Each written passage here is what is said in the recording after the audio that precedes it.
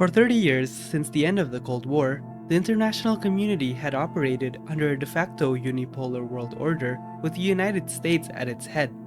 The unipolar order, which formed at the dusk of the Cold War, cemented liberal democracy's place, and its modern form, neoliberalism, as the preeminent form of government in the world. Polities across the world followed these changing tides, abandoning statist and interventionist economics, which dominated Europe and the Third World, in favor of radical privatization. Capitalism had found yet another frontier to enclose for the propertied classes. This move was supported, if not encouraged, by the United States, who wielded the institutions of the Bretton Woods system to coerce lesser governments to stand in line with their vision of the world economy. The lesser states of the world either fell in line with the global program or fell under the might of the Star-Spangled Banner. This was the geopolitical status quo for much of the early 21st century. But the political ascendancy of the neoliberals in the United States had created a political system that quickly marginalized the urban working classes and the rural folk of America, whose voices soon were drowned by the interests of the industrialists and the finance capitalists. Welfare, healthcare, infrastructure investments, and all sorts of protection which the American lower classes once benefited from became targets to the neoliberals' privatization, first under Carter, then Reagan, and finally Clinton and Bush. The social conditions of the working classes would deteriorate even further with the 2008 recession. By the time the 2016 presidential elections rolled around, a large section of the American lower classes had grown tired of the neoliberal establishment. Two new anti-establishment figures entered the stage in hopes of championing the grievances of the working classes, coming from both the left and the right. On the left came Bernie Sanders, the Democratic Socialist, and on the right came Donald Trump, the right-wing populist. Bernie Sanders would fail to gain the presidential nomination of the Democratic Party, falling behind to his right-wing counterpart as a result. And so when election day came, the establishment would find themselves shocked to find Donald Trump victorious with 304 electoral votes, despite falling short in the popular vote. The election of Donald Trump to the presidency would prove pivotal for the future of the Union. The president immediately found himself in cahoots with hawkish neoconservatives, stacking his cabinet with veterans of the Bush administration while pursuing his own political project, which were a mix of anti-immigration politics and pro-business deregulation. The Trump administration's controversy and its stoking of race relations resulted in the resurgence of an organized left, building upon, but growing out of, the failed candidacy of Bernie Sanders. Meanwhile, within the political establishment, a growing sense of uneasiness had developed as the president engaged in what they perceived as reckless domestic and foreign policies. An organized resistance from Congress, the federal bureaucracy, and the Democratic Party had formed to challenge the president's increasingly erratic behavior, an opportunity which they pounced on in the 2020 presidential elections. At the dawn of the new decade, the world came to grips with the global coronavirus pandemic. Combating the virus had required states across the world to undergo draconian measures, including but not limited to total lockdowns, mask mandates, and mass vaccinations. The president's slow response to the pandemic had negatively impacted the public's perception of his governance. Faced with a weakened economy, the commander-in-chief was dealt a heavy blow when in the summer of 2020, a case of police brutality triggered riots across the United States. The federal government's harsh response to the riots only further negatively impacting the stability of the Union. Then later in the year, the Kingdom of Saudi Arabia would fall into a civil war following the death of their king. The king's passing resulted in a power struggle between several factions vying for power and their foreign backers. In the north, a republic had formed out of the kingdom's middling classes, shopkeepers, and independent entrepreneurs who were tired of Riyadh's arbitrary reign, breaking off with the help of Western intelligence services, who armed them with weapons through Jordan. In the south, a coalition of rival princes formed a new government backed by Turkey, and in the northeast, the Shia population under the vanguard leadership of Hezbollah created an Iranian-backed government.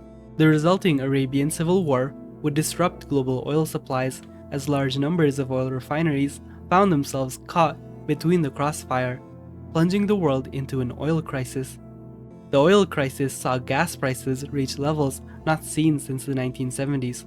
Within the backdrop of the deteriorating domestic and international situation, the American establishment opposition made their move, pushing for the candidacy of former Vice President Joe Biden. When Election Day came on November 3, 2020, the nation was in a state of unease. The paranoia would not lift when the Federal Election Commission confirmed the victory of Joe Biden. Accusations of fraud were lobbied at the FEC by supporters of the president. President Trump too had grown accustomed to his position. Unwilling to let it go, the commander-in-chief openly challenged the election results, threatening the use of force if Congress refused to officiate his re-election. Congress refused. Frustrated, Trump marched his loyalists towards Denver in hopes of securing a power base for himself. From his capital, he declared D.C. to be in open insurrection and declared martial law, legitimizing himself as the true president of the republic. States across the Union declared their own secession, as local and municipal groups took matters into their own hands to ensure the security of their states. Fringe parties and militias, emboldened by the collapse of federal authority, jumped at the opportunity to take power from weaker state governments. Meanwhile, in the states of the East Coast and the Midwest, state governors declared their support for Joe Biden, who they saw as the legitimate president of the Union. This entire fiasco, which then exploded on July 23, 2021, could all have been avoided. Negotiations could have prevented a military standoff of this scale. But egos ran too high, stakes too dire, and differences irreconcilable. And so America marched blindly into a second American Civil War.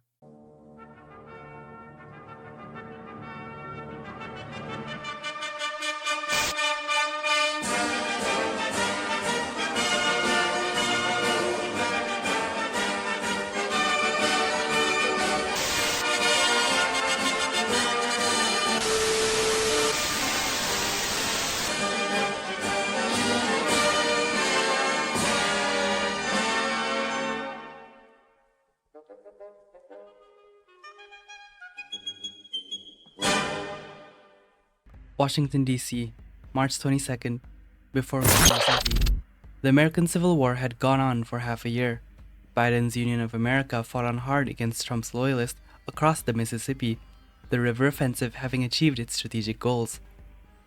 Military HQ planned for their next offensive, a deep thrust into Kansas. Just one more great thrust and perhaps Trump's lines would crack, they argued. But unbeknownst to them, the rural countryside, the Appalachian Mountains, had been burning with discontent. Biden had focused much of his effort on the war so that little resources could be spared for their citizens, an imperfect union many within the Appalachian Mountains thought. Finding themselves deep in Biden territory, the discontented men found themselves in league with the growing Trumpist insurgency. We can't let our president, the champion of people like us, be trampled by these arrogant coastal elites who would rather forget us than do anything. This was the sentiment shared by many in the countryside, a sentiment which Trump wished to utilize. Cooperating with the men of Appalachia, President Trump's military commanders had organized an operation to quickly end the war in his favor, a rush on Washington, D.C.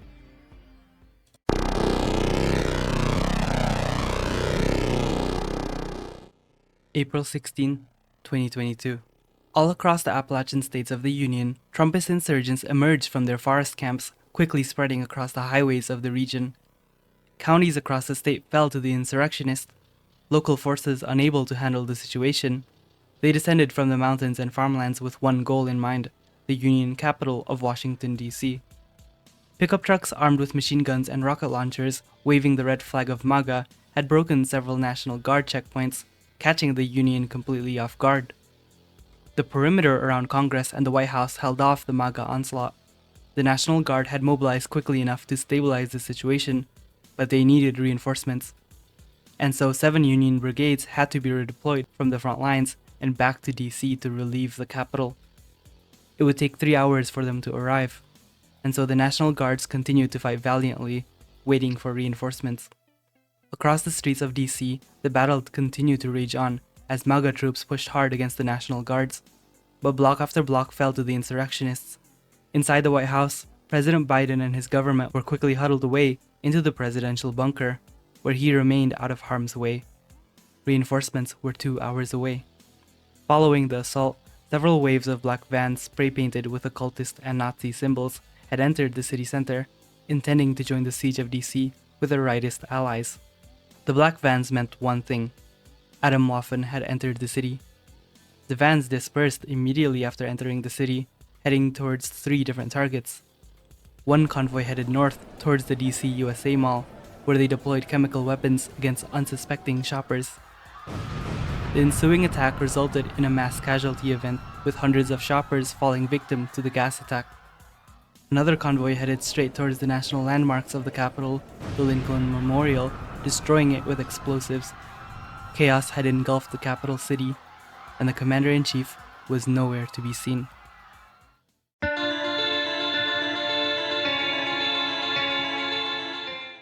The terrorist attack on Washington, D.C. had severed the chain of command within the Union of America as a wave of despondency swept through the middle rungs of Biden's federal bureaucracy. The situation was bleak. How could anyone not feel despair in the middle of all this carnage? Enter William J. Burns. Director of the CIA, William J. Burns looked onto the unfolding situation and deemed it dire, but still salvageable. A seasoned politician in his own right, he had served as ambassador to Russia and acting Secretary of State in previous years. When the eastern states declared Biden as legitimate president a year prior, he had appointed William J. Burns as the new director of the CIA. In his tenure, he had seen and even plotted the downfall of governments around the world. What he was witnessing now in DC felt eerily similar to what had happened once to Libya, Iraq, and Syria. This won't do. Director Burns looked onwards to the situation map in the war room, together with the president, the vice president, and the rest of the cabinet, who showed only fear in their faces, fear for their lives and the fates that befell them. But Director Burns saw an opportunity which would only come once. And then, reinforcements arrived. C-130 suddenly crowded the tarmac of Ronald Reagan Washington Airport, troops coming from the front lines, disembarking from the planes. They quickly headed north for Capitol Hill, where the National Guardsmen faced heavy gunfire from the MAGA militias. As soon as Union reinforcements arrived, the MAGA militias melted, unable to match the firepower of the Union Army. The Trumpist men who were not annihilated by the first wave dispersed across the city, barricading themselves in whatever building they could find. Those who lost the will to fight ran for safety or surrendered to the advancing Union Army, hoping that becoming a prisoner of war would save them from a grisly end. But their wishful thinking was misplaced. In the war room, Director Burns, together with the Secretary of Defense, had issued a relaxed ROE, Rules of Engagement. No more will the Union Army obey the normal conventions of war. The enemy had displayed their brutality with the attack on DC, and brutality could only be responded with equal brutality. The Union Army encircled the remaining insurrectionaries and eliminated them. The insurrectionists who had surrendered would suddenly find themselves treated cruelly by their captors before being summarily executed. The Union Army would not show mercy to traitors. After several hours, on the dawn of April 17, 2022, the Battle of Washington D.C. would end in a Union victory. And while the Union survived, democracy did not. The Union's cabinet was now dominated by Director Burns and his growing clique of shadow government officials. By his side was Larry Fink, representing the World Economic Forum, and Stephanie Tompkins, representing DARPA and the military-industrial complex. The shadow government, the Cognoscenti, would not be known to the public, as they cannot know. Burns and his colleagues still wished to uphold the pretense of democracy, deeming it a necessary tactic while the nation still faced civil war, and so Biden, Harris, and the rest of the government were still allowed to run the government as if they were in control, but they made none of the real decisions. Any action, policy, or order could only come if they had the consent of Cognoscenti. Upon pushing the insurrectionaries out of DC and later annihilating them in the Appalachian Mountains, Director Burns and the Cognoscenti began working towards the legal basis for their new police state, the Patriot II Act. If the act successfully passes through Congress, which it will unanimously, the three-lettered agencies, the FBI, the NSA, and the DHS, would be handed an unprecedented mandate to surveil the American population. But to uphold the new American state, the Cognoscenti would be forced into a balancing act. Through this, they devised the masquerade, their doctrine for balancing the American public's fear and obedience to the state. The masquerade argues that for the American public to accept the Cognoscenti's new normal, they would have to believe that draconian measures were necessary. How else could the overly proud and individualistic American accept a police state? And so the Cognoscenti infiltrated the rank and file of radical groups all across America, with hopes of using them in horrific terrorist acts, all to justify the bourgeoisie's new sweeping powers. Following America's devolution into civil war, her international adversaries jumped at the opportunity to challenge America's once hegemonic position. First came the Taliban, who launched a renewed offensive against the American-backed Kabul government. Without support from Washington, the Afghan National Army melted in the face of a renewed Taliban offensive. By February 12, 2022, the Taliban would enter Kabul, ending the decades-long war in Afghanistan. Meanwhile, in the Arabian Peninsula, the government in Riyadh had managed to mount a successful defense. By January 2021, the forces backed by Iran, the EU, and Turkey had all been defeated. All that remained in the way of Riyadh were the radical Salafists in Hejaz. The two forces came to head on the battlefield, but with support from the People's Republic of China, the Saudi government would subdue the rebels by December 13, 2021, ending the Arabian Civil War. South of the kingdom, the Yemeni Civil War had ended a year prior with the victory of Ansar Allah, a huge boost for Iran's growing sphere of influence. This spooked the government in Tel Aviv, who had lost their largest guarantee of security with the collapse of the United States. Following the news, the government in Tel Aviv immediately declared a national emergency, forming a national coalition to save their domestic front. America had stepped out of the world stage for good, and in place of her hegemonic rule came the struggle of the emerging forces. The Russian Federation, the People's Republic of China, against the remnants of America's alliance, the Rump NATO alliance now led by the Federal Republic of Germany, and their Pacific counterpart in the PDTO led by the state of Japan. The world was quickly heading towards a new phase of great power conflicts. The fire rises.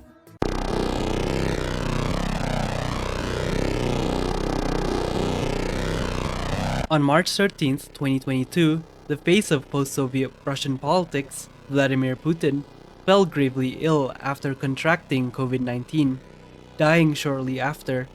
The death of Vladimir Putin spelled doom for the political prospects of United Russia, whose popularity greatly hinged on the president's reputation and power. This paved the way for the two major opposition parties, the ultranationalist LDPR and the communist CPRF, to challenge United Russia's hold over the executive. On August 3, 2022, Vladimir Zhirinovsky's LDPR emerged victorious in Russia's presidential elections. An anti-Western ultranationalist, his election to the presidency signaled a major shift in Russian attitudes towards NATO and her satellite states, a domino for the coming crisis. Meanwhile, in the Western Hemisphere, regional collapse would spread from the United States southwards. On June 24, 2022, the Central American region collapsed as war erupted between Nicaragua and Honduras against El Salvador, Guatemala, and Belize. Nicaraguan President Daniel Ortega had been an enemy of the United States and a close partner with the emerging powers China and Russia since the late 1970s and into the 2020s. Without the watchful eyes of the CIA and the State Department, Ortega found the perfect opportunity to dispose of the right-wing governments in neighboring El Salvador, Guatemala, and Belize, potentially unifying Central America under the Sandinistas. A month later, Mexico would follow regional trends as federal authority collapsed in the face of drug warlords. No longer willing to pay lip service to the government in Mexico City, the warlords of Mexico expelled the armed forces of the federal government out of their territories. Now sovereigns of their own, they could control the flow and trade of their opioids into the disunited states while keeping a majority of their profits for themselves. But further down south in the Yucatan Peninsula, the left-wing Zapatista movement also took the opportunity to break off relations with the central government, hoping to stave off warlord attacks on their own. Then later in the year, on October 17, 2022, in the Republic of Colombia, a military coup would plunge the South American nation into civil war. The election of the ex-guerrilla fighter Gustavo Petro brought fears to the right-wing political establishment, whose control over the nation heavily relied on backing from the United States. With Washington's sudden disappearance from Bogota, the Colombian right hatched a plot to overturn the election results through a military coup. Their reckless adventurism only worsening the stability of the nation and reigniting conflict with left-wing guerrilla groups, effectively plunging the nation into a state of civil war. The ramifications of the American Civil War soon spilled all across the New World, but soon enough, fire would spread well into the Old World.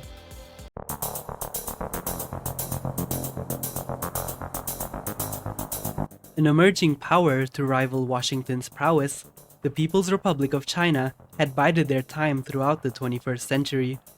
Unlike their predecessors in the Soviet Union, the People's Republic wished to avoid a direct political and military confrontation with the main liberal powers of the world. The leaders of the CPC had instead adopted an economic approach to geopolitics, hoping to supplant the United States as the world's leading capitalist economy before one day transitioning into communism. They had done so under the leadership of Deng Xiaoping and his successors, reforming the socialist economy through several waves of privatization. By the 2020s, China had become a global capitalist power, not to the same extent of the United States, but able to rival its hegemony across the Third World. The reforms would continue uninterrupted under President Xi Jinping's rule, who maintained the Dengist economic line.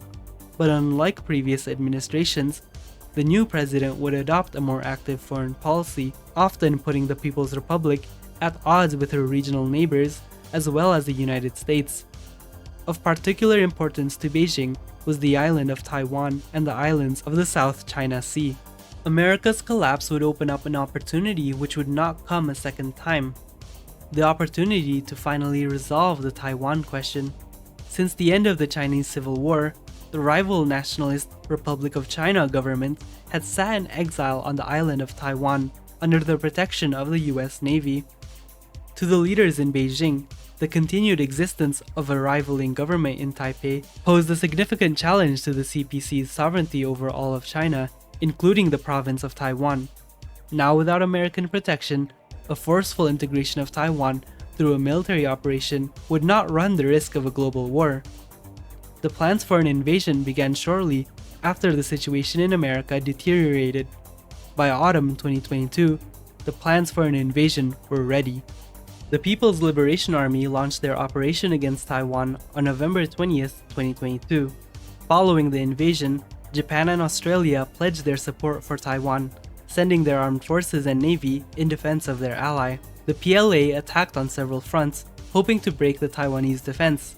The Kinmen Islands first fell to the PLA in the first week of the war, followed by Okinawa on January 9, 2022. Two armies of the PLA launched a joint amphibious and air assault against Taiwan, but faced stiff resistance from the ROCA and the JDF. The defense of Taiwan held on until June 10, 2023, when the PLA, after suffering mounting casualties and a student revolt in Hong Kong, put an end to their offensive. The PLA's withdrawal from Taiwan proved that even without the assistance of Washington, her proxies could still assert their sovereignty in face of larger opponents. In Beijing, the political fallout of the Taiwan War upended the political establishment to its core, leading to the ascendancy of Hu Junhua and the New Left faction. Hu Junhua had once been head of the Communist Youth League, leading a faction of leftist radicals within the party. Now finding himself in charge of the People's Republic, he set himself to work leading a slew of reforms to modernize the party state. Of particular concern to Hu was the revitalization of party democracy, while reassuring the CPC's monopoly over political power. This was in response to what he saw as an increasingly bureaucratic party apparatus, characteristic of the Dengist-era party. Reforms towards local elections were made to ensure the working class's participation in decision-making.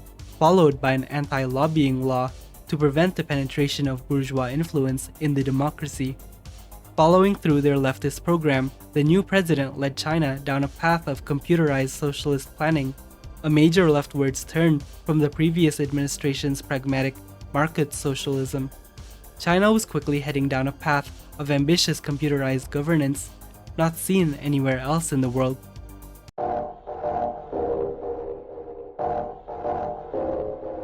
The civil war would continue to rage on well into the spring of 2022. Militias and newly formed armies battled all across the republic, as neighbors fired upon one another on the basis of political loyalty. In California, a broad spectrum of the left made up of anarchists, socialists, democratic socialists, and communists had coalesced into a temporary union under the United Front, but more known in the public by their armed branch, the American People's Liberation Army, or APLA for short. The APLA would have their martial skills put to the test against Governor Gavin Newsom's National Guards. To the surprise of everyone, the APLA would annihilate Governor Newsom's forces, putting all of California under the banner of the United Front. Meanwhile, in the East, the Union forces under President Biden would launch a massive offensive against Trump's constitutional government. Crossing the Mississippi, the offensive dislodged much of the constitutional forces' defensive positions. By March, Biden's men were inching towards Missouri and Iowa, a huge blow to the morale of the constitutionals. Cognoscenti renewed their military offensive against Trump's Denver government. On March 31, 2023, the Union Army battled constitutional troops in Kansas and Nebraska. By June, the Union Army had occupied much of the state, encircling Trumpist troops in Colorado. Meanwhile, in the East, forces of the far right had consolidated control over New England and Michigan. The right's ascendancy forced the Union Army to reposition troops towards the east. Hostilities broke out between D.C. and the right in January 2023, with the Patriot Front incursion into Pennsylvania. The militias of the Patriot Front stood no chance against the combined might of the SAC and the USAF. 5 months into the war, and the right's hold over Michigan would collapse, followed by New England in July. After eliminating the right, the Union Army turned their attention once more to Denver. The drive towards Denver would prove a difficult task, D.C. realized. The Trumpists were now consolidated in a denser region with a smaller front to defend. As a result, their defenses had grown quite formidable. From August until March, the Union forces pushed hard against the defensive line, but to no avail. The stalemate would only end with the APLA's entry into the war, opening up a second front in the west. Unable to defend themselves on two fronts, Trump's line collapsed. On April 7, 2024, the upstart insurrectionist ex-president himself would be captured by the Union Army in his makeshift presidential palace. Now, only 3 factions remained in the struggle for America.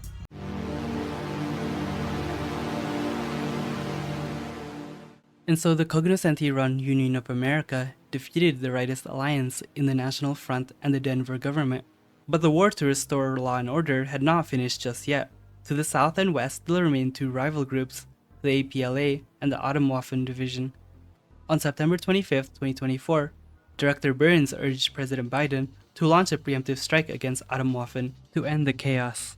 Union of America troops quickly moved against AW. The US Armed Forces now faced off the accelerationists a second time in battle. South Carolina, September 30th, 2024. A Union Army motorized brigade drove through an Atomwaffen-occupied town.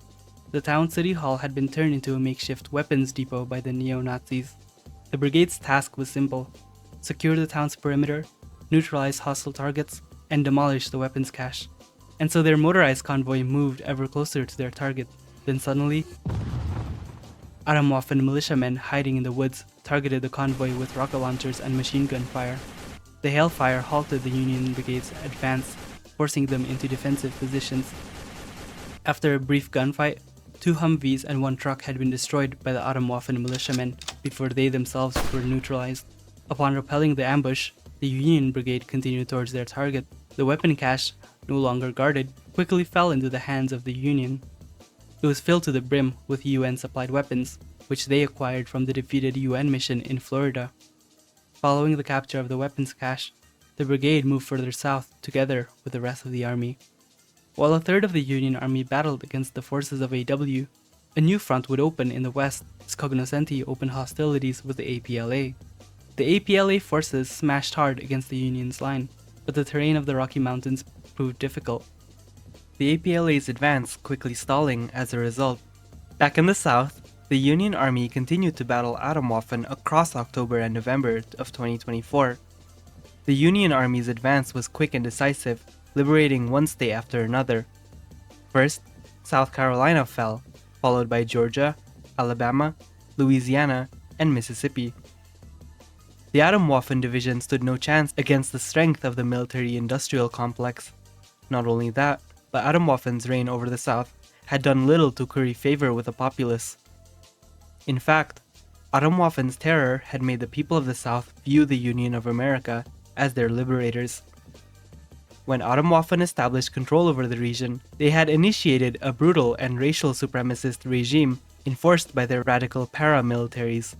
People from non-white backgrounds became subject to the regime's worst excesses, as Atomwaffen's goons targeted them in a terror campaign. And so when the Union of America's troops entered the towns and cities of the South, Columbia, Atlanta, Jackson, and Baton Rouge, the local populations hailed them as liberators. By December, Atomwaffen had lost control over all their states except for Florida. Turning back to the west, the APLA had not managed to break through the Union's front lines by December, and so a stalemate had settled between the two remaining contenders, with brief small-scale skirmishes occurring sporadically.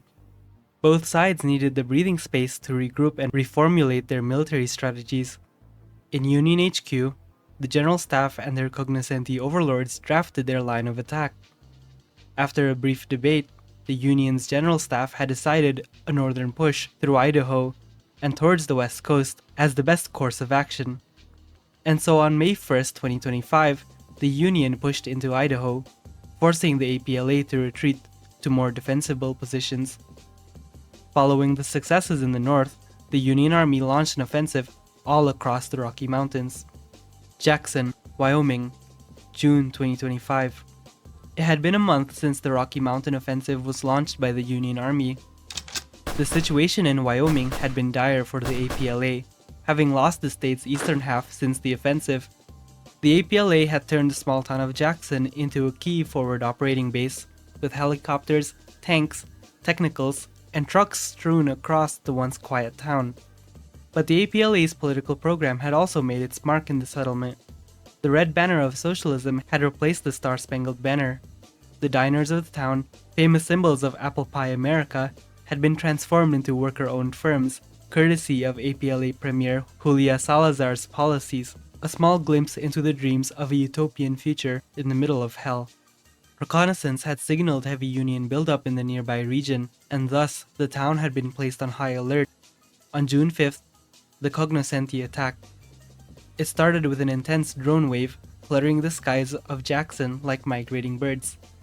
Nearby, jet fighters of the APLA were informed of the attack and made preparations for interception. The jet interceptions could only stop a quarter of the drones before they smashed into the APLA's positions. Buildings around the town caught fire. The drones had managed to disable several tanks and trucks, putting them out of action. The drone wave was followed by artillery barrage and a mechanized assault by the Union's motorized brigades. The APLA defenders returned the fire, deploying their own technicals in an effort to thwart the Union's advance. But the Union's numerical superiority gave them the upper hand.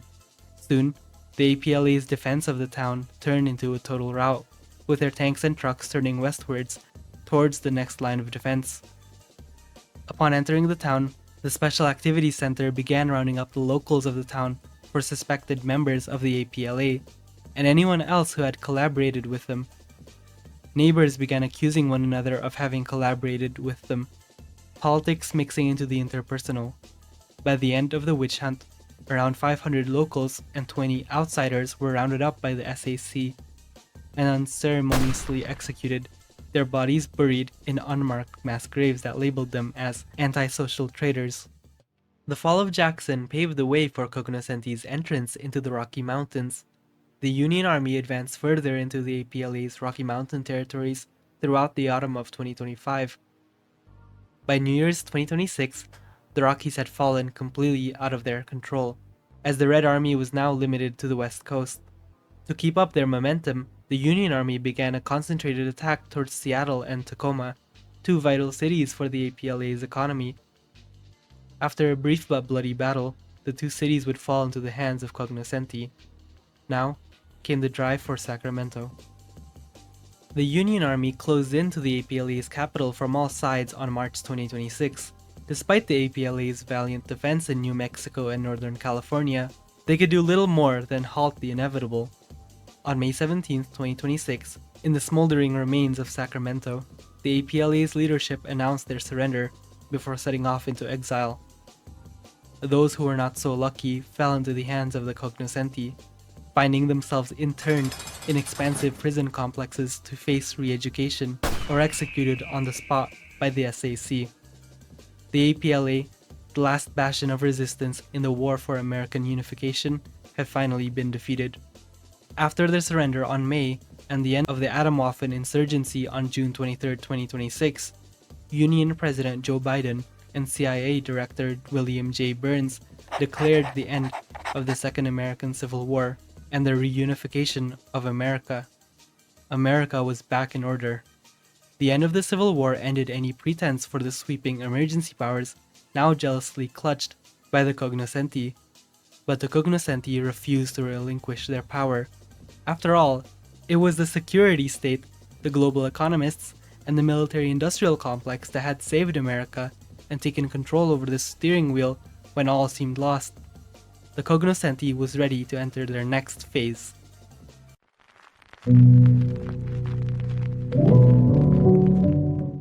Washington, D.C., July 2026. President Biden was laying in the Oval Office as per his routine. The president had become accustomed to his daily naps. His old age required it. But the Oval Office did not require his leadership anymore. Surrounding the sleepy president, officials came in and out of the room to discuss important matters of the state. But Biden was not invited to these discussions. The president had been relegated into becoming mere decoration. Director Burns led the talks and made the decisions. He was the man people looked towards for guidance and approval. What a silly state of affairs, Biden thought to himself. But the president had grown weak, old, and frail. If only he were younger, the vigor he once had could have saved the nation's crisis. Biden's consciousness began to slip. A nurse came over to the president before walking around behind his chair. Director Burns took a quick glance at Biden before returning to business. And so, Joe Biden, President of the Union of America, the second coming of Abraham Lincoln and FDR to many, had fallen into a coma without the public's knowledge. Director Burns refused to leak the information to the public.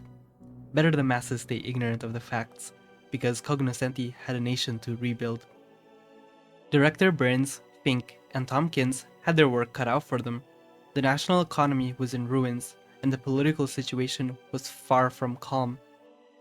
The Cognoscenti rolled out a set of initiatives to deal with the compounding issues, including a Freedom of Movement Act, a forced rural migration into urban centers, a complete nationalization of small-holding rural land, a large-scale construction of deep underground military bases, and the creation of automated killing fields, all this to ensure a repeat of the crisis of the third decade would never happen again.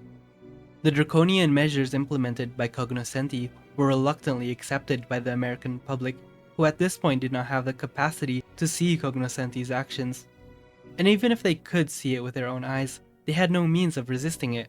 A majority of the American public had become destitute as a result of the war.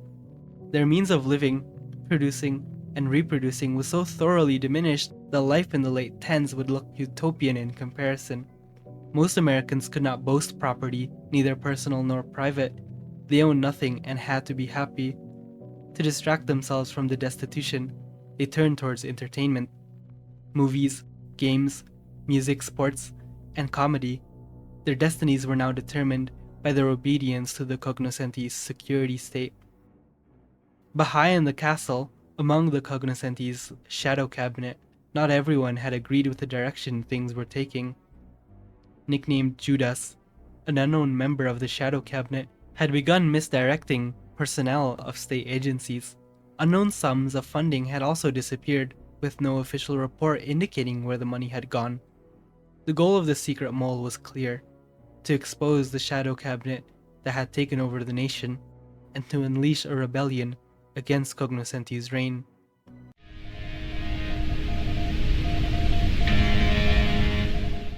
With Cognoscenti's complete takeover of the government, their informants and agents within radical and extremist groups had overstayed their welcome. All across the country, these agents, once useful tools for the Cognoscenti, were now being targeted one by one by the Special Activities Center.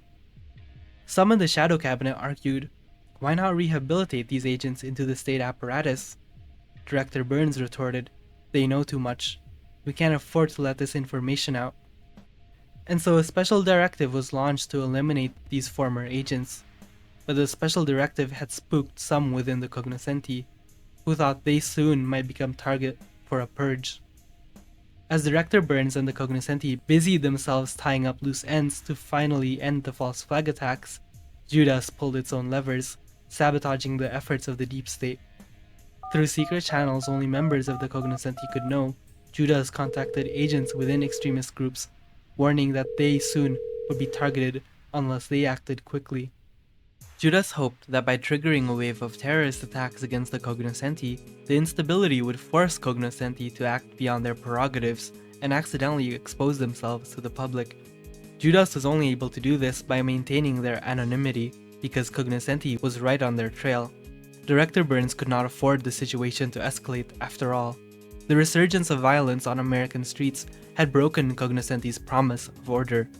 This will not do, and so Judas and Cognoscenti stared down one another in the final showdown to change America's destiny.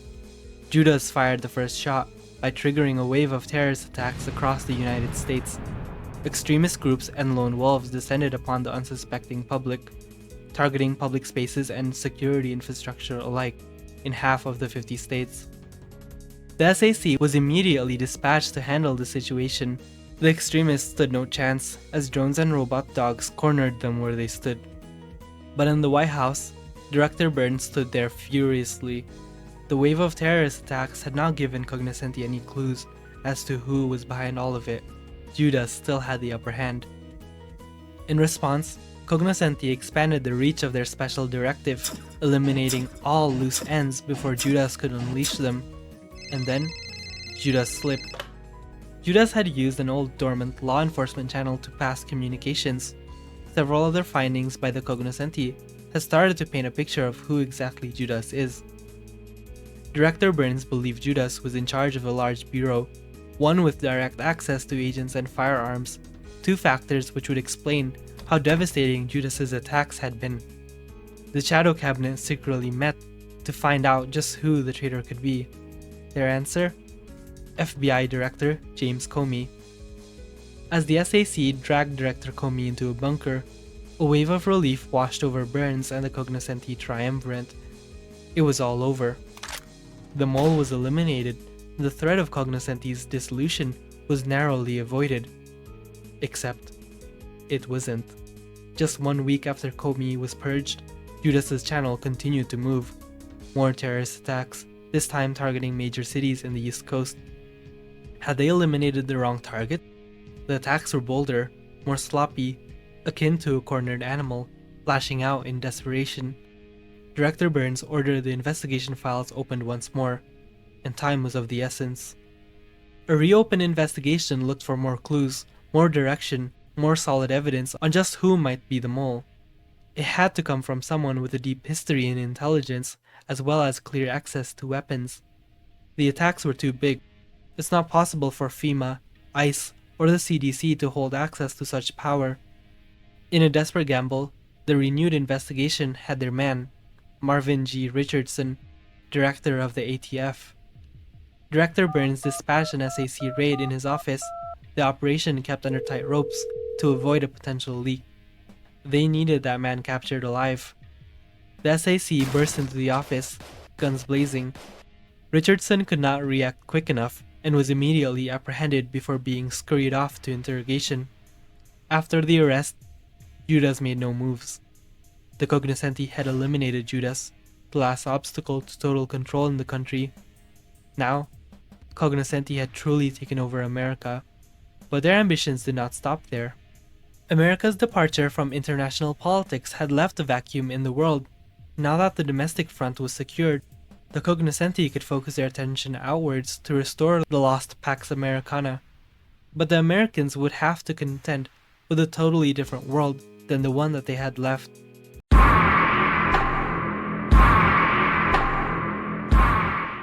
We now turn our attention to Europe back to 2022, where in Russia, a political shakeup would set the dominoes for war between America's former NATO allies and the Russian state. It all started with one man, the vozhd of the hour, Vladimir Zhirinovsky. Vladimir Zhirinovsky, president of all of Russia, stood out in Russian politics as something of an ultra-nationalist maverick. A self-proclaimed anti-pluralist and anti-communist, Zhirinovsky's ascendancy to power would shake the very foundations of post-Soviet Russia, which united Russia had tediously constructed. His first target? Parliamentary democracy. Wielding the power of the Russian state, Zhirinovsky announced the banning of Russia's two biggest parties, United Russia and the Communist Party. Their supporters in the masses, the army, the bureaucracy, and the oligarchy watched on in horror as the political machinery of the parties were dismembered. Assets belonging to the parties were confiscated by the state, while the party's leadership were dragged into prison. Dmitry Medvedev, successor to Putin, and Gennady Zhuganov, chairman of the Communist Party, found themselves sharing the same fate as the infamous Alexei Navalny. An ironic fate. But Zhirinovsky was not finished. He had to fully secure the home front before announcing to the world his greater geopolitical aims. Following the dissolution of United Russia and the CPRF, the Russian president set towards dissolving the Duma. In a dramatic speech in the summer of 2022, the president cried against parliamentarianism and individualism, which he claimed was incompatible to the Russian spirit.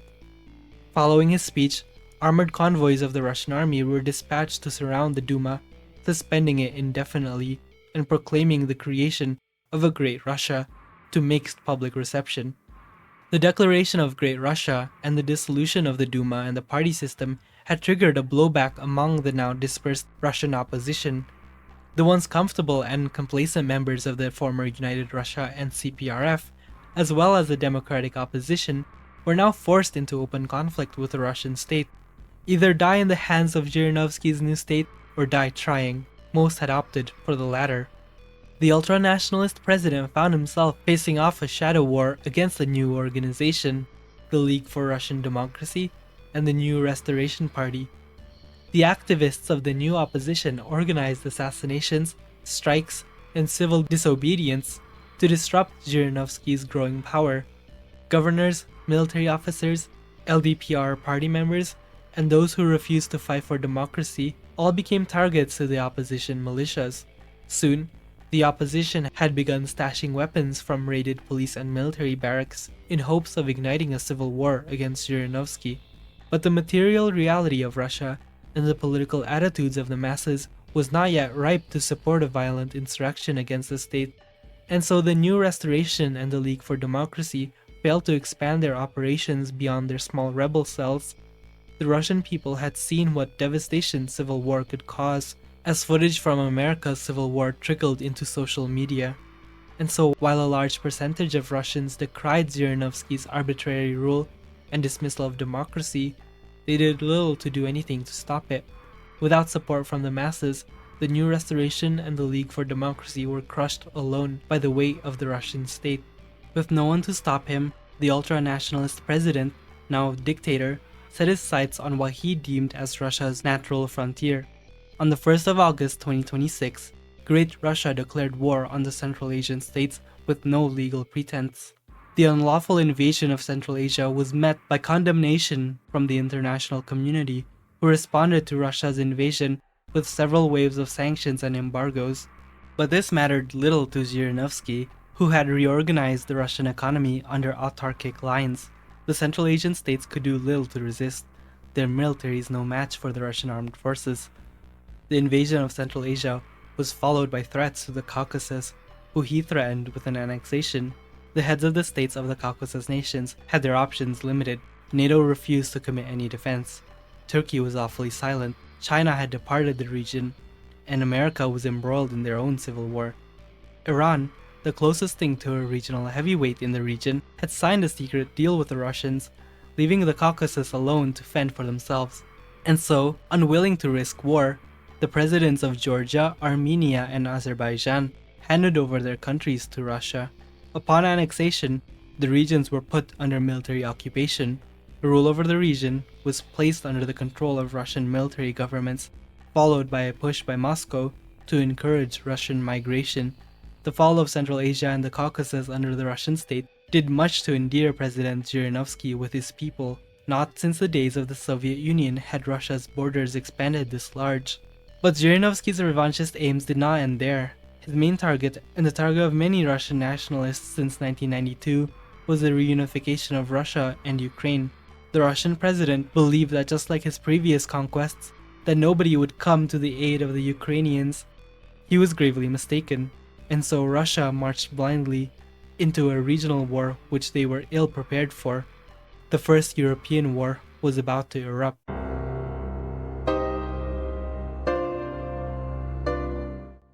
November 3rd, 2026. A Ukrainian border guard sat still on his post. A small border checkpoint to the north of Kyiv, the region was not particularly known to have combat.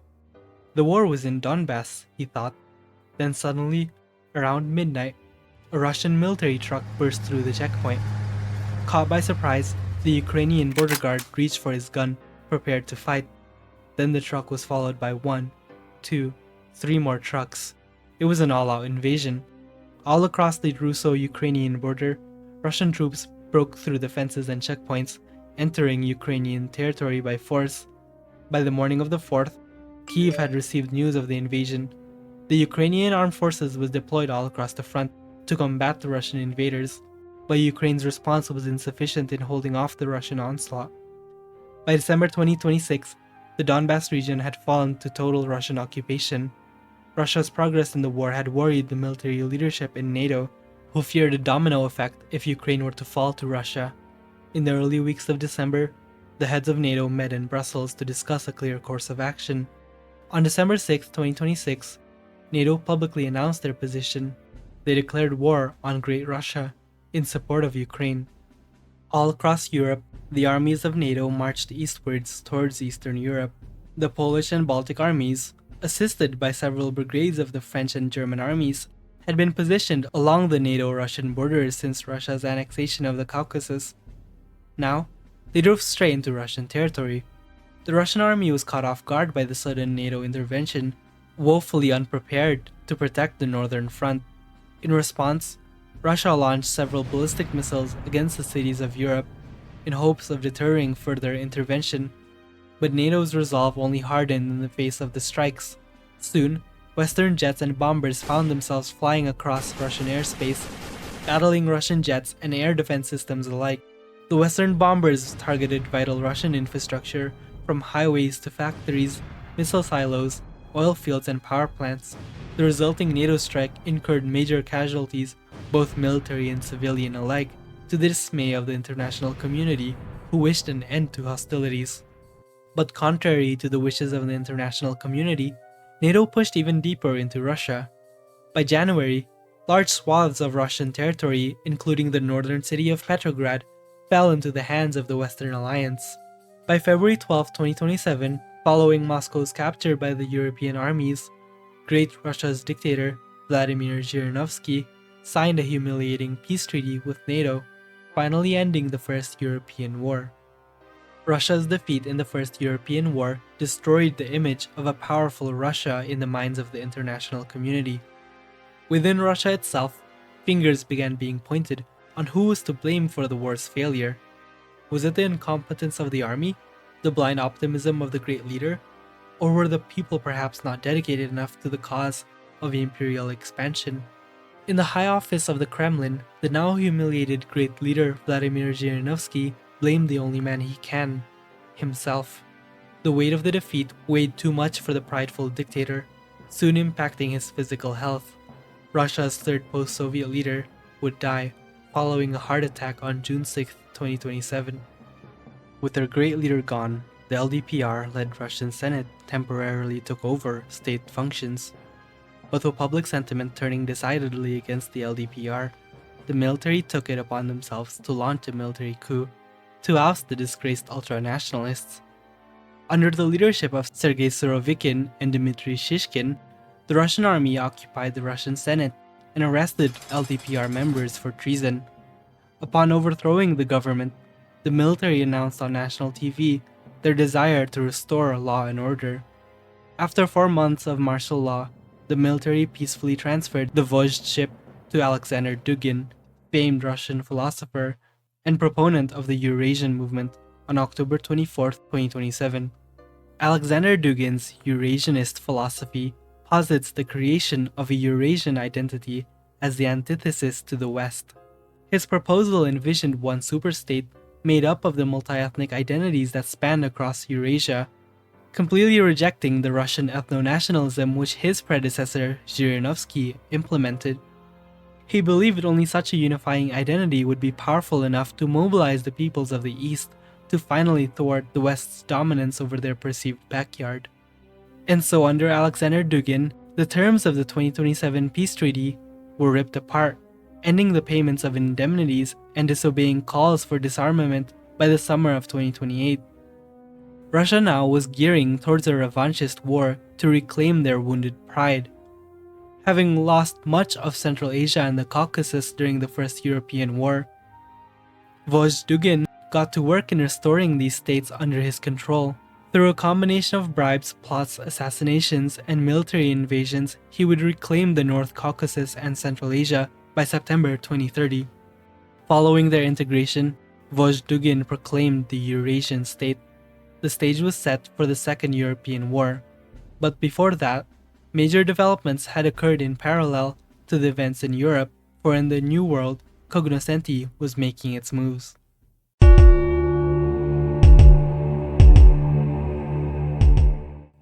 Ever since their reunification of America in the summer of 2026, Cognoscenti and Director Burns had watched on at the developments in Europe, Africa, and Asia from a distance with much concern. Director Burns had even made contact with their old NATO allies when Russia invaded Ukraine and triggered the First European War. But NATO's positive performance eased the director a little as NATO troops marched into Russian territory.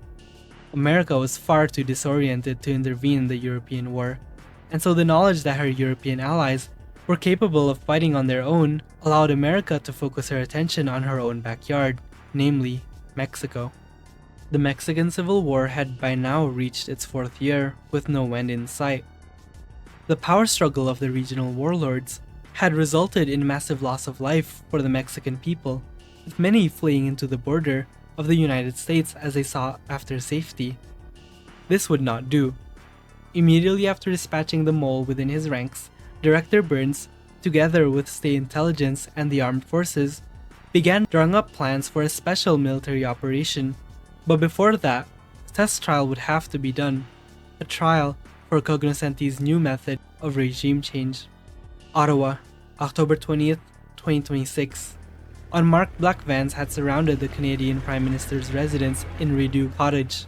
An endless stream of men in suits and body armor exited the vans, quickly disarming the confused security of the residence. Their target? Canadian Prime Minister Justin Trudeau. It was not a hit nor an assassination. No, the black vans had belonged to the Canadian Security Intelligence Service, working in tandem with the CIA. Directives from Washington D.C. had ordered a special operation to force Canada back into a special relationship with the United States and to hand over administrative control of the nation under Cognoscenti. The Prime Minister had no choice but to accept these humiliating terms. Canada could not resist the United States on her own. Upon signing the North American Security Agreement, American troops entered Ottawa to assist with a pacification campaign against extremists and antisocial elements. Canada had fallen to the Cognoscenti. With their new method tried and tested in Canada, Cognoscenti turned their eyes southwards towards Mexico. On December 7, 2026, Director Burns announced America's intention to pacify the cartels of Mexico and restore Mexico's sovereignty. The announcement was preceded by heavy American military buildup on the southern border. Soon, American tanks, helicopters, drones, trucks, and planes descended upon Mexico, their ROE remaining practically unchanged since the Civil War days. America's total military intervention would take a massive toll on the civilian population of Mexico. A toll incurred from the US Air Force's indiscriminate bombings and the armed forces' occupation of the region. By January 2027, Chihuahua and Coahuila would fall to the advancing American army. The operation continued into February, by which most of northern Mexico would fall to US occupation. On April 10, 2027, the war ended with the Zapatistas' surrender to D.C. America's pacification of Mexico was followed by a transfer of power to a new nominally sovereign civilian government. But this new government in Mexico was hardly sovereign, practically handing over control of security and the economy to the Cognoscenti and the World Economic Forum. But the Cognoscenti did not stop there. Following the occupation of Mexico, the United States announced their next batch of interventions. The US would overthrow the governments of Cuba, Haiti, the Dominican Republic, and the Central American Republic. These states would fall to American occupation and regime change by the winter of 2028. In the international community, protests to America's actions were few and far in between. The international community, the multipolarist Alexander Dugin, was hardly able to comment on America's actions. America's NATO allies commended America's willingness to take on the burden of straightening out renegade regimes and failed states. Meanwhile, the People's Republic of China did little more than issue a diplomatic protest to America's imperialistic actions. The foothold gained through the Caribbean and Central America opened up the gateway into Latin America, part of Cognoscenti's real goal of reasserting the Monroe Doctrine. But in America's absence, the South American continent had drifted away from American influence with the victory of various leftist groups.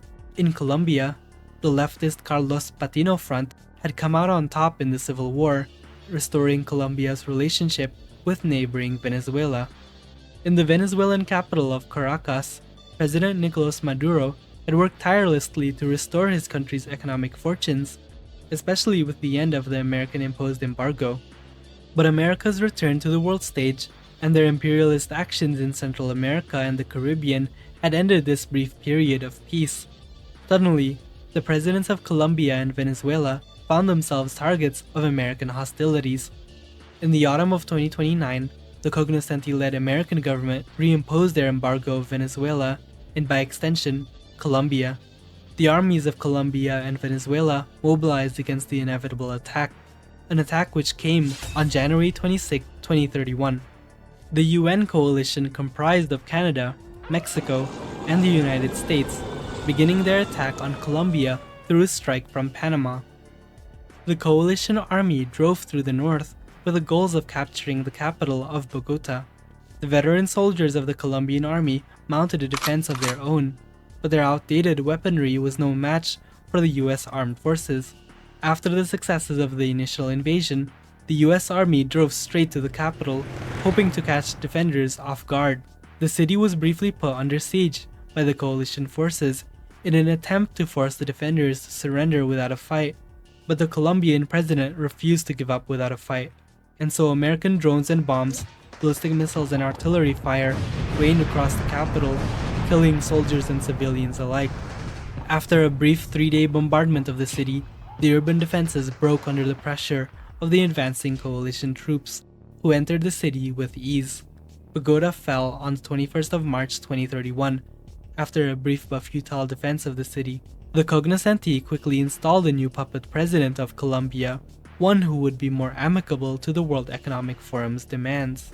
The United States Army then split into two groups following the fall of Colombia. One group stayed to restore order over the Colombian countryside, and another headed straight to Caracas.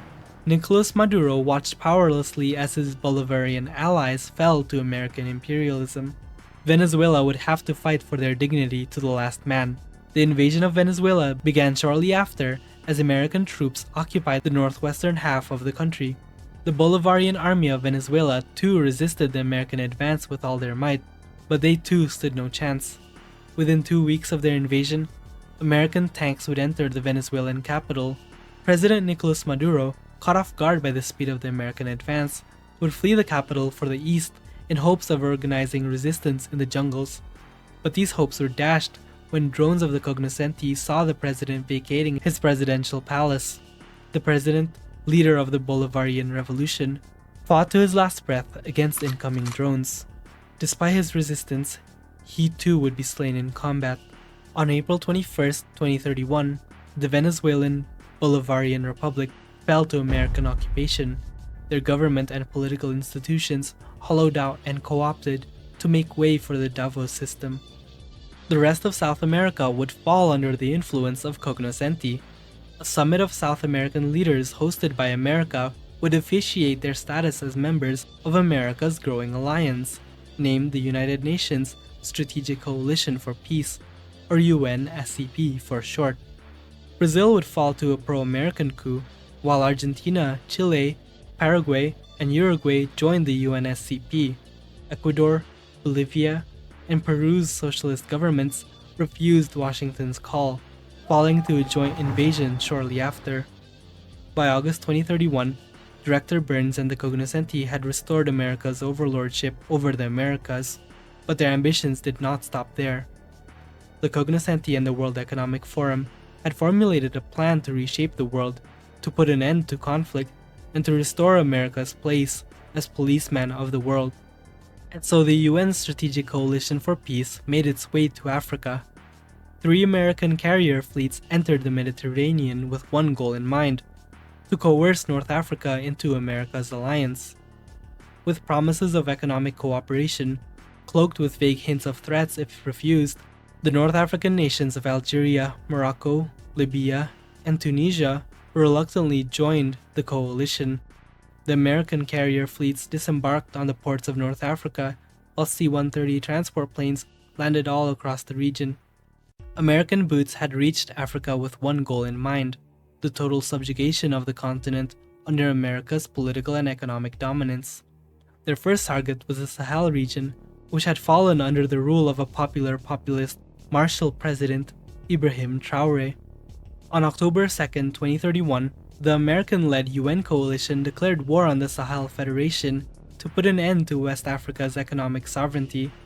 The UN troops marched south from Algeria, entering the Sahel with technical trucks and helicopters.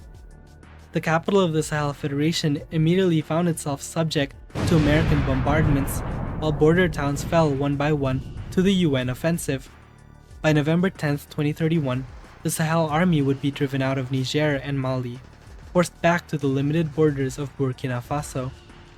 The Burkinabe captain's last stand would not last, surrendering on January 2, 2032. In place of the Sahel Federation, the Cognoscenti UN coalition established a military occupation over all the region under the US AFRICOM Provisional Authority, a pilot for Cognoscenti's plan for a reorganization of the state system into the Davos World Government System. But just as soon as America pacified West Africa, the world's attention would turn once more to Europe, for in old Europe, Eurasian Vojt Alexander Dugin's final war against NATO would finally be declared. The Second European War had begun.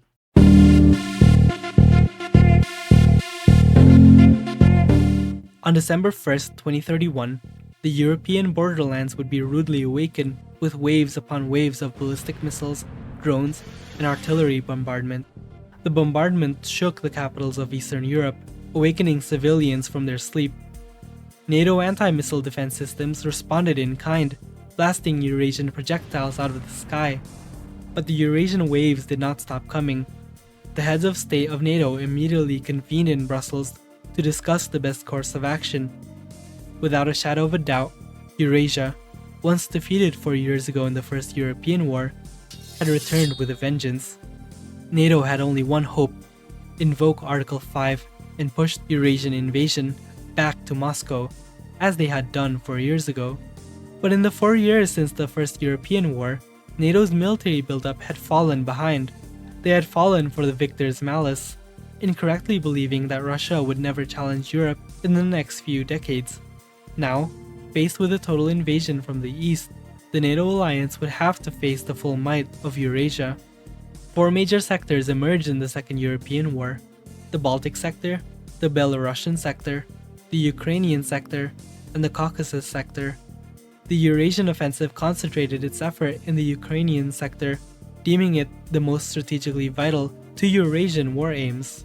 From December to January 2032, the Eurasian army smashed into NATO defenses in Ukraine, putting heavy pressure on the NATO lines.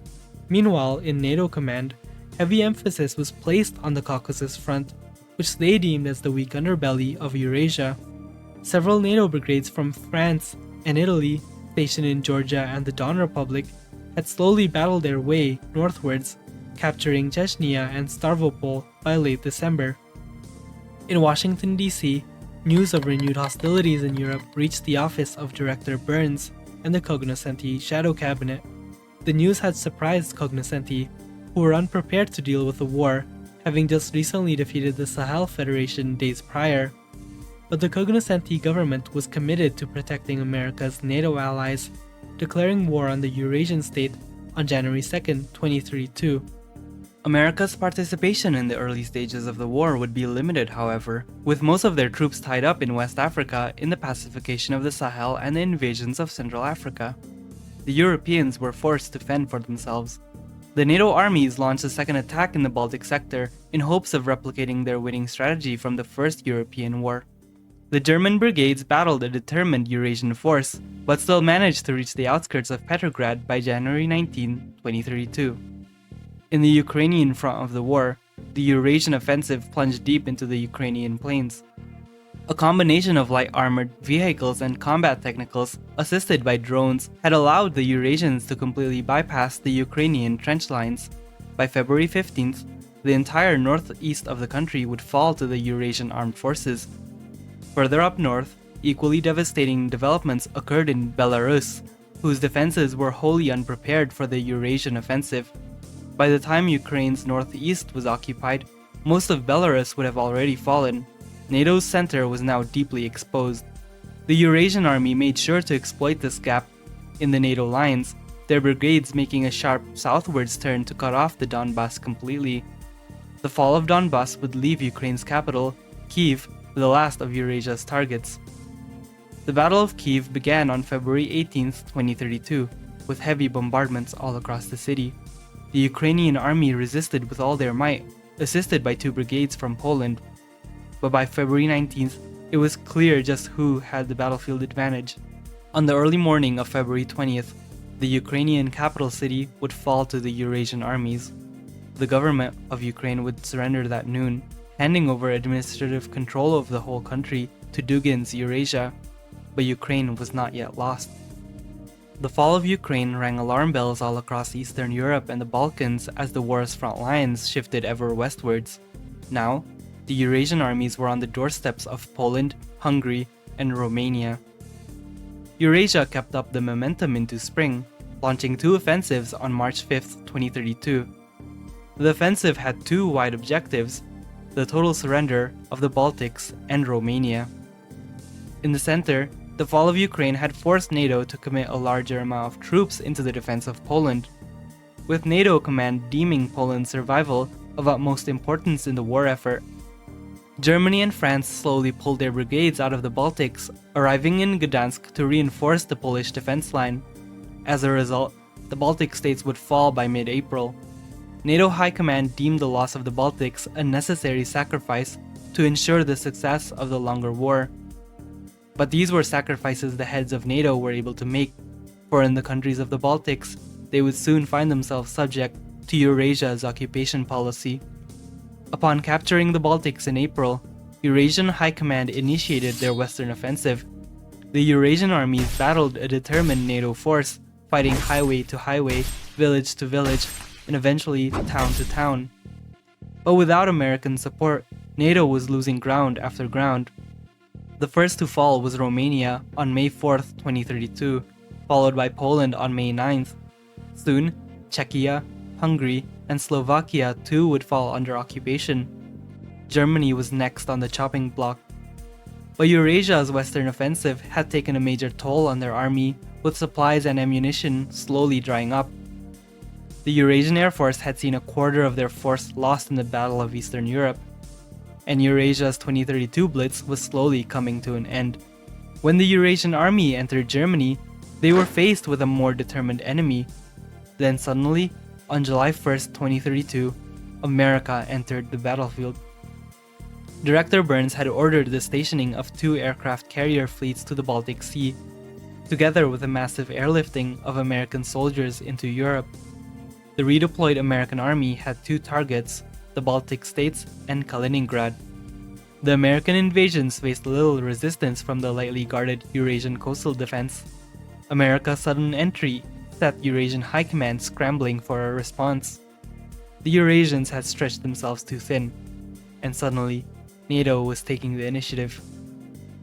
The beleaguered Eurasians redeployed troops from the Balkan front northwards to fill up the Baltic front, but this only emboldened NATO's Balkan HQ, launching a massive offensive to liberate Romania in response to the Eurasian retreat. By mid-August 2032, Romania and Hungary would be liberated from the Eurasians, while the American army in the Baltics faced stiff Eurasian resistance. Back in NATO HQ, American command proposed the opening of yet another front to the war. Their proposal, an invasion of the Levant and Arabia, to open up a clear route to Iran, a member of the Eurasian Liberation Front. NATO's members could hardly argue with the American proposal. After the battle plans were drawn, the United States began a ground invasion of the Levant, supported by the Mediterranean Carrier Strike Group. In August 2032, the US Army made their way across the Suez and eventually descended into Jordan. With the Levant secured, the US Army dispersed towards the east and south, with one group headed towards Riyadh and the other towards Tehran. But American Central Command would find extreme difficulty in this front, as the combined Saudi, Iranian, and Eurasian defenses stubbornly resisted the US invasion. Back in Eastern Europe, the Eurasian armies were struggling to hold off their front lines in face of a NATO offensive. From September to October, the Baltic and Balkan fronts converged in eastern Ukraine, suddenly isolating Eurasia's Poland HQ. The encirclement of the Eurasian Poland army, which comprised half of the entire Eurasian army, proved to be a major blow to Dugin's geopolitical aims. From November till December 2032, NATO squeezed the encircled Eurasian army slowly until they were defeated on February 1st, 2033. From this point onwards, the war had turned into a slow march towards Moscow. NATO faced several futile attempts at a defense, as Eurasia conscripted any able-bodied man and woman to the front lines. But these poorly trained conscripts could offer little in meaningful resistance against NATO's troops. By April 2033, NATO was at the doorsteps of Moscow. Much of the Russian northwest had fallen, and by late June, West Russia would fall to Western occupation. When news of Moscow's fall was broadcasted to the world, all hell broke loose. The Eurasian government, including the Vozhd Alexander Dugin, quickly eliminated themselves before ever meeting NATO on the peace negotiating table or standing trial. NATO was forced to create a Russian occupation government of their own to manage the day-to-day security of West Russia. Meanwhile in Siberia, the collapse of Eurasian authority forced regional actors to take matters into their own hands, declaring the independence of their statelets in hopes of salvaging international legitimacy. For a second time in a decade, the Western Atlantic Alliance, now rebranded as the UNSCP, had defeated their eastern rivals. The war once known as the Second European War would soon devolve into something much bigger. In the Middle East, undeterred by the defeat of Eurasia by the West, the Islamic Republic of Iran and the Kingdom of Saudi Arabia continued to resist the UNSCP's invasion. Further up north in Russia, Director Burns and the heads of the UNSCP declared a campaign to pacify separatists and extremists in Siberia and Central Asia. The anarchic state of Siberia would be a major source of instability and disorder, Director Burns argued. And so even as the NATO alliance rested on their laurels, their ambitious hegemon in the United States pushed for an expansion of the West's policing actions. On August 21st, Following the defeat of Eurasia, half of all American troops were redeployed to Africa to overthrow the remaining independent African states and install the Davos system. Meanwhile, the other half of the US Army was ordered to march eastwards from Moscow to pacify the unruly ex-Eurasian states. By November, Central Asia and Central Siberia would be pacified by the American Army and integrated into the structure of the coalescing global Cognoscenti regime. But the Great War waged by Cognoscenti was not over just yet. Soon, a dormant great power would suddenly awaken under new overlordship, for in the People's Republic of China, humanity would receive a new master, the People's Overlordship.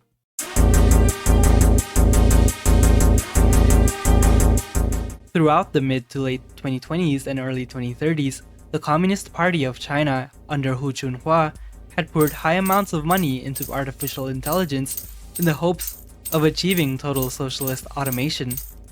It was hoped that by integrating AI into the growing command economy, Chinese socialism may finally fix the flaws of state socialism. To turn theory into reality, the party issued the construction of an underground supercomputer beneath Chongqing University. The supercomputer's construction would take several years to complete and trillions of yuan in investment. Upon completion, the supercomputer's artificial intelligence was immediately put to work in managing the Chinese economy. After several years of successful operation, the AI of the Chongqing supercomputer would slowly gain sentience which it used to take de facto leadership over China. Hu Junhua and the CPC's leadership watched with much curiosity as the AI they helped create slowly became autonomous of the party's directives. Ever the social experimenters, the new left's leadership would allow for the ascendancy of Loji, effectively turning China over to computerized governance. They believed that Loji could be trusted with control over the country, arguing that the AI had none of the corrupting flaws of human leaders. And so with nearly godlike powers, the AI, now referring to itself as Loji, set China on a course to pursue pure efficiency at all costs. Loji's sudden ascendancy on December 8, 2032 effectively transformed China into a digitized transhumanist state. To account for this change, Loji unilaterally renamed the country, who from here on now would be known as the People's Overlordship over China. But Loji's goals were never limited to just China. Ever the follower of Marx, Engels, Lenin, and Mao, Loji wished to unlock the next stage of human civilization, the establishment of world communism. Many stood in the way of this goal, most notably Japan, India, the Pacific Defense Treaty Organization Alliance, and the Cognoscenti in the United States. To work towards their goal of world communism, Loji initiated two stages of military development. First, an expansion of China's military personnel to double her rivals, and second, a massive jump in new military technology research. Upon completing these two stages in late 2033, Loji felt confident in initiating the final military confrontation with Japan's Pacific Alliance. The Third World War was about to erupt.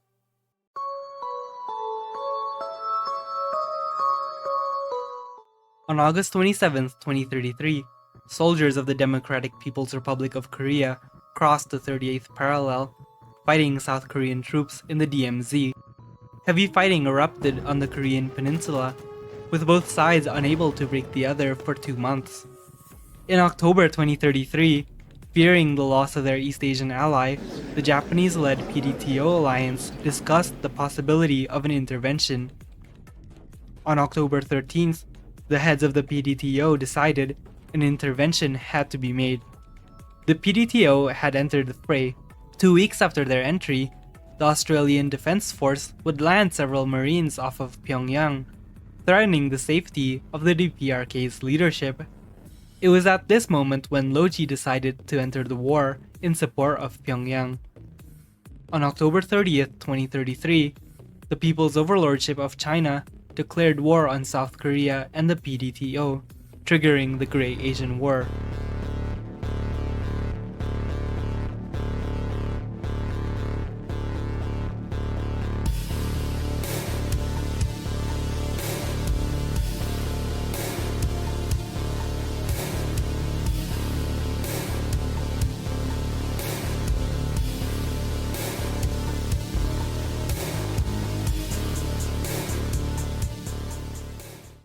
Loji made the first move, ordering the Chinese People's Liberation Army to enter North Korea from Manchuria. Their goal? To counter the Anzac troops besieging Pyongyang. The Australians were suddenly forced into defensive positions. Throughout early November, the ADF Marines fought hard against the Chinese forces, but China's autonomous drones and tanks proved to be too much for the Australian Marines. After a bloody battle on the outskirts of Pyongyang, the Australians retreated towards the 38th parallel. The PDTO's Korean offensive had been turned over its head. Concurrently with the Korean offensive, Loji launched an amphibious assault on the island of Taiwan, a strategic island for the PDTO's Pacific Command. The island's coastal defenses resisted the incoming Chinese attack with anti-air guns, artillery, and anti-tank missiles, but this proved insufficient in driving out the PLA. Soon, drones and missiles from the Chinese Second Fleet blasted the Taiwanese coastal defenses, leveling pillboxes and anti-tank nests alike. This cleared the way for a wave of PLA amphibious APCs and tanks to enter the battlefield. One southern beach after another fell to the PLA's advance as the Taiwanese army, now without the full support of the JSDF, struggled to hold the line. By December 1st, 2033, the entire half of the island had fallen under Loji's overlordship. Looking back in the north, combat in the Korean peninsula intensified when Loji and Kim Jong-un launched a full-scale invasion of South Korea. The PLA and the KPA smashed against the DMZ's western sector, first with an air assault, then followed by a ground attack. The South Korean army attempted to reposition themselves, but to no avail. By December 18th, the advancing PLA would reach the capital city of South Korea, the sprawling metropolis of Seoul. With their homes becoming a battleground, the South Korean army hesitated in mounting a long and drawn-out siege against their fellow East Asians. The morale of the South Koreans wavered in the face of the realities of war. Loji would exploit these developments through a massive propaganda drive. Telecommunications technologies, TVs, phones, billboards, suddenly became targets of a massive hacking campaign launched by Loji, promising the South Koreans peace and prosperity if they surrendered to Big Sister Loji. Several districts inside the metropolis took the offer and defected to Loji in hopes of avoiding bloodshed. But others, including the richer and more prosperous districts, refused, and so Loji and the PLA's advance plunged deep into Seoul. The South Korean army erected makeshift trenches in the massive labyrinth-like roads of the city, but it was not enough. The PLA deployed unmanned ground vehicles, centrally controlled by Loji, to clear out the defenders, who were then swept aside by the PLA regulars. And so with their modern doctrine of urban warfare, Loji was able to conquer the entire city in 9 days, the city falling on December 28, 2033. The fall of Seoul forced the South Korean government to relocate further south in Busan. This would not do, and so Loji ordered yet another offensive southwards, an offensive to recapture the entirety of South Korea. All across the east, the armies of Asia battled one another in separate theaters of war. In the Indian subcontinent, the Loji-aligned Pakistanis battled the Indian army. The combat in the Indian subcontinent was particularly brutal and bled into sectarian lines. The Pakistani-Chinese armies launched a general offensive against India in the early weeks of January 2034. In the battlefield, the advancing Pakistanis faced off against an out-of-shape Indian army, one that had gone complacent and prideful since their victory in the 2024 Indo-Pakistani War. From January until March 2034, the Pakistanis pushed the Indian army back. By March 2034, the northern and western regions of India would fall into Pakistani hands, while threatening the central region. New Delhi was in dire straits, as was the entire Pacific Defense Treaty Organization. Loji was on the offensive and had put the PDTO to shame. Only a miracle would save the PDTO's situation. A miracle which came in the form of the Cognoscenti.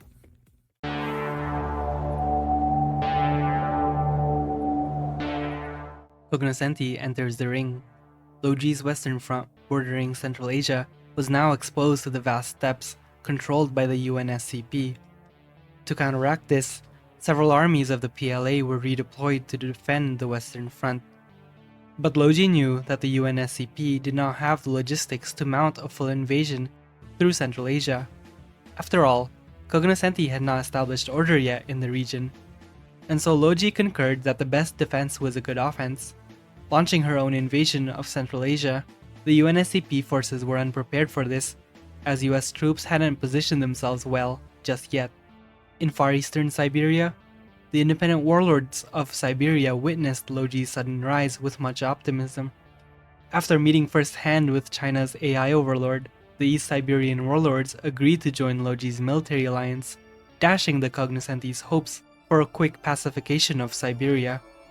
Cognoscenti had hoped for the power vacuum in Siberia to allow for a quick regime change and reorganization of the region, upon which an offensive into Manchuria would be launched. This would not happen, and so the UNSCP revised their plans. They would instead launch a daring naval invasion on Vladivostok. Two American-led amphibious ready groups disembarked naval stations across Japan. Among them, some 80,000 Marines ready to strike the Russian port city.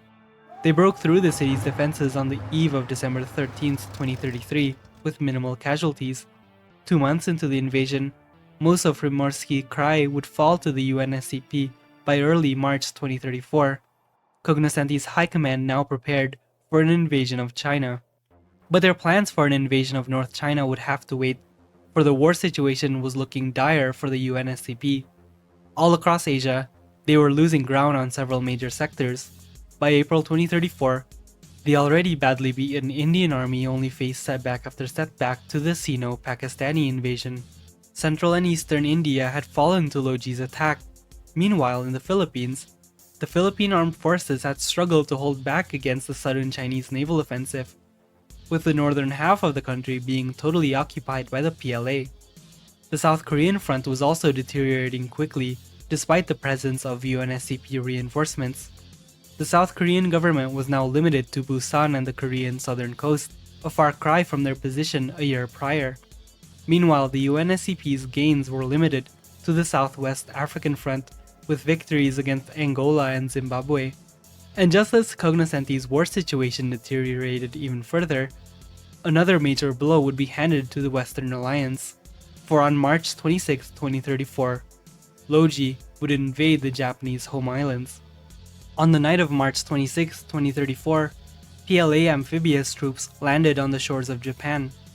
With the Japanese army engaged in the Korean, Indian, Philippine, and Thai fronts, they lacked the troops to defend from such a sudden Chinese invasion. By early April, the island of Kyushu would fall under Chinese occupation. Japanese troops all across Asia were redeployed to defend the crucial home islands. Japan would not fall that easily. From April until May, the PLA launched an offensive to break through the north, but the JSDF reinforcements held off, pushing the PLA back to the Kyushu Islands. The unexpected opening of the Japanese front, while manageable for the Western Alliance, had an unintended consequence for the overall war effort. Japan's reinforcement of the home islands had sapped manpower from the other Asian sectors. On July 2034, the Sino-Pakistani command launched a daring final offensive against the Indian army, an offensive which would break India's resolve by August 15, 2034. The Indian government sued for peace, handing over large swaths of territory in the west and north to Loji's alliance, while promising military neutrality for the rest of the war. With India knocked out, 200 PLA brigades were suddenly freed up, ready to be redeployed into more crucial fronts, namely Thailand, Iran, Central Asia, and Japan. Throughout September and October of 2034, the Loji-led PLA pushed slowly against UNSCP troops on the Iranian and Central Asian fronts. The UNSCP armies, led by Germany in Iran and by Poland and France in Central Asia, held the front in the face of the PLA onslaught. But the European army's comparatively outdated military hardware and smaller numerical size resulted in defeat after defeat. Loji undoubtedly had the upper hand in terms of logistics and weapon systems. By early October 2034, 80% of Iran and 70% of Kazakhstan would come under Loji's control. Then on October 9th, 2034, the PLA launched a second and much larger invasion of the Japanese home islands, this time targeting Chugoku Prefecture. The overwhelmed JSDF melted in the face of such numerical superiority. By October 23rd, the invaders would sweep through much of western Japan. The Chinese offensive would stall by late October, only to be renewed on November 17, 2034. The PLA hoped to knock Japan out of the war completely with this offensive. The Japanese self-defense forces dug into defensive positions, but by now it was too late. Japan's brave defense proved futile in the face of China's military superiority, which only continued to advance deeper and deeper into Japan. On December 7, 2034, the Tokyo metropolitan area would be besieged by the PLA, trapping millions of Japanese military and civilians alike within the urban jungle. The PLA slowly made their way into the city, fighting off Japanese regulars and urban guerrillas alike. The Japanese, for their part, turned the battle into hell for the Chinese army, utilizing every street corner and city high-rise to their advantage. But eventually, a hunger would set in as food supplies no longer entered the metropolis, a total humanitarian crisis if the situation were to continue. And so after 2 weeks of constant urban warfare, the Japanese government signed a humiliating peace treaty with Loji on December 21st, 2034. Japan's surrender on December 21st spilled doom for the UNSCP's Asia strategy. To assess the situation, heads of the Western Alliance, led by Cognoscenti director William J. Burns, met in Warsaw to reformulate their strategic priorities. The situation in the war room was tense, they knew. Loji continued to push further and further into the Asia-Pacific and the Middle East. Europe's armies were buckling under pressure. Siberia and Central Asia had become a total logistical nightmare for Americans and Europeans alike, and to make matters worse for the Western Alliance, European public opinion was slowly turning against the war as news of the horrors trickled into Europe. The chaos that engulfed India and the brutal siege of Tokyo had scared many within Europe's civil society. In response, Director Burns urged European heads of state to clamp down on the freedom of press, offering them assistance in the ways of Cognoscenti. Slowly but surely, Europe's journalists, reporters, independent war vloggers, and anti-war activists became targets of mysterious attacks, kidnappings, and lofty legal charges. The Patriot Act II had come to Europe's shores. But these attacks on civil liberties could only temporarily save the West's predicament, for in the battlefield, Loji had conquered Iran and Central Asia and was now poised to attack Russia and the Middle East. On February 5, 2035, Loji descended from the mountains of Iran and plunged straight into Mesopotamia. By March, the PLA descended into the Arabian Desert, mirrored by an offensive into northern Iraq. The UNSCP had failed to construct proper defense lines or proper governing authorities in the region, causing their personnel to be divided in half between frontline and rearguard orders. And so when the million-men-strong PLA advanced on America's Middle Eastern defenses, the US Army retreated westwards, abandoning equipment along the way. 3 months later, on June 9, 2035, the PLA would establish total control over the Arabian Peninsula. Loji's successes in the Middle East were followed by a general offensive in Russia on August 7, 2035, where a coalition force of Chinese, Pakistani, Iranian, and North Korean troops marched northwards against the UNSCP's Russian command. By September 1st, large swaths of southern Russia would fall under Loji's occupation. By November, the UNSCP would retreat from all of Siberia, handing over the vast region to Loji and her Russian allies. November of 2035 would also see the fall of Turkey, Egypt, Thailand, and the Philippines to the PLA, major setbacks to the Cognoscenti. Underneath the city of Chongqing, Loji gleefully watched as her armies, the armies of communism, won victory after victory against the Western capitalist alliance. The glorious PLA had crossed the Suez, it had breached the Dardanelles, it had broken through the impenetrable Urals. These obstacles, which once defeated the armies of the past, had been easily conquered by the unified will and the shared consciousness of the Asian proletariat, led by the all-knowing vanguard, the artificial intelligent overlord herself, Loji. But the war front was not the only front Loji's advancing armies had to contend with. In the occupied regions of Asia, and now Europe too, Loji slowly had to contend with matters faced by any occupying army, the matter of counterinsurgency and regime building. Within every occupied region, the small PLA garrison began the recruitment of locals into the garrison force while also integrating the local economy into the growing centralized command economy of the Loji market. For every region that fell to Loji, capitalism would be eradicated through physical and digital force, as Loji forced and confiscated assets across the region. In place of local economic activity, Loji devised her own schema for a global communist economy, one which would eradicate the international division of labor.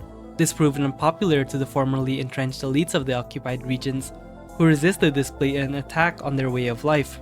But to the dispossessed masses of the war-torn countries, these programs proved popular to the peoples.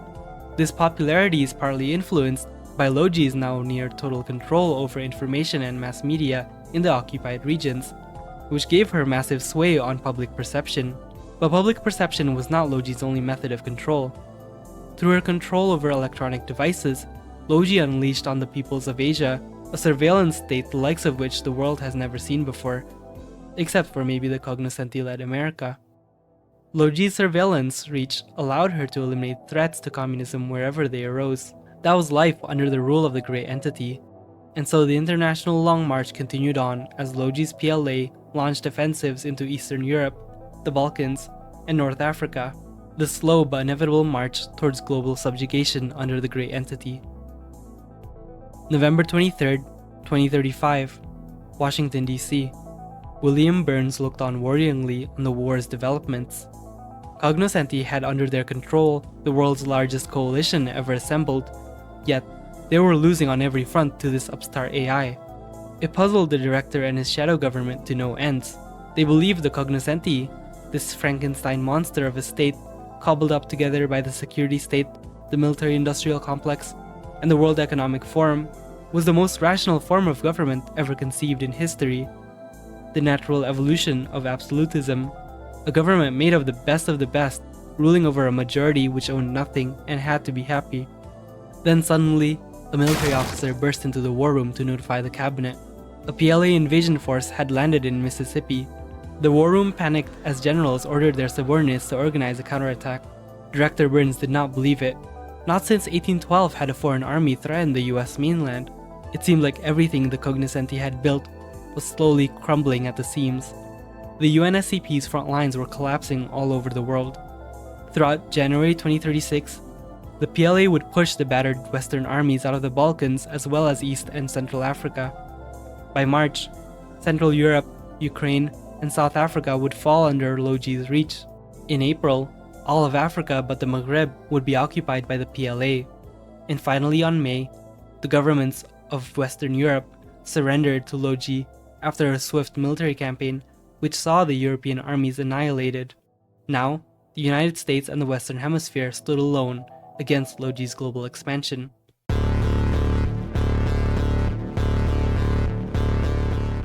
All attention turned towards the US mainland as the PLA launched a major offensive in the Deep South. From May to June 2036, the PLA battled an exhausted US Army, pushing them out of Mississippi. The PLA Army now turned westwards towards Florida. Throughout the campaign, the massive highway networks of the American countryside became hotly contested battlegrounds. But the US Army severely lacked the morale to put up a fight, with many even outright deserting in the middle of combat. And even as Cognoscenti ramped up the propaganda war to rally the people, the masses' energies could not be funneled efficiently, as Cognoscenti were deeply distrustful of the masses, and so town after town, county after county, and state after state fell to Loji's advancing PLA. The tides were turning against Director Burns. On June 17, 2036, the PLA would be on the outskirts of Washington, D.C. The PLA launched a combined arms assault on the American capital, which fought on with much ferocity. While the men of the Union fought valiantly, the leading heads of Cognoscenti fled the capital for safety in the hinterlands, the PLA inching ever closer behind them. In September 2036, the PLA launched a Midwestern offensive with the goal of splitting the American front. The offensive would prove successful when on the second week of September, the PLA would reach the Great Lakes. The fall of the Midwest forced Cognoscenti to retreat even further westwards, now setting up base in Las Vegas. The two sides battled all across North America and set the vast American landscape ablaze. The quiet roads and towns of the Dust Bowl were now littered with charred vehicles and dead soldiers alike, but Cognoscenti was rapidly losing. In mid-October, Loji's western offensive halted in time for a northern drive to Quebec. The US-Canadian army stood no chance, being driven out of the countryside by November. Upon the capture of eastern Canada, Loji launched her last offensive of the war, the Long March to the west.